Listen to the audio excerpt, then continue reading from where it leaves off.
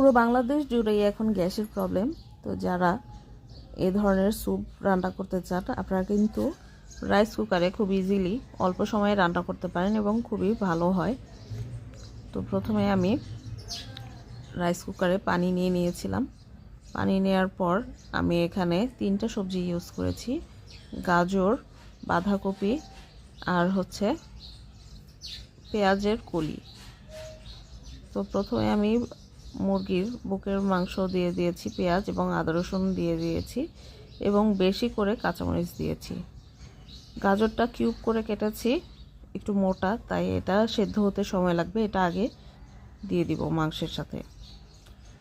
তো এটা সেদ্ধ হতে থাকবে প্রায় 5 থেকে 7 মিনিট, সর্বোচ্চ 10 মিনিটের ভিতরে কিন্তু এটা সেদ্ধ হয়ে যায়। এখানে পরিমাণ মতো লবণ, গোলমরিচ দিয়ে দিয়েছি। এখানে কোনো তেল ব্যবহার করিনি।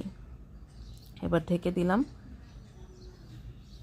8 থেকে 10 মিনিটের মধ্যে কিন্তু এটা সেদ্ধ হয়ে গিয়েছে। তারও কম সময়ে আসলে সেদ্ধ হয়ে যায়। মাংসটা সেদ্ধ হলেই আমরা তুলে নিব। তারপর এখানে পেঁয়াজ কলি এবং বাঁধাকপি এগুলো দিয়ে দিব। বাঁধাকপিটা আমি একদম বেশি ছোট ছোট করিনি, আবার বেশি বড়ও রাখিনি।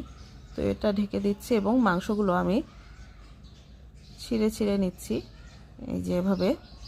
তারপর এটা আমি দিয়ে দিব এবং 2টা ডিম ভালোভাবে ফেটিয়ে নিব। ডিম ফেটানো হলে এটা আস্তে আস্তে দিতে থাকবো এবং আরেকটা চামচ দিয়ে কন্টিনিউ নাড়তে থাকবো যাতে ডিমটা এক জায়গায় দলা পেকে না যায়। তারপর আমি কর্নফ্লাওয়ার এবং গুঁড়া দুধ নিয়েছি। কর্নফ্লাওয়ারটা অল্প নিয়েছি, আপনারা চাইলে আর একটু বেশি নিলে ঘন হবে আরও। তো এভাবে নিয়ে আমি অল্প একটু পানি দিয়ে গুলাবো এবং এটা দেওয়ার সময়ও কন্টিনিউ নাড়তে হবে, নেড়ে নেড়ে পুরো সব জায়গায় মেশাতে হবে।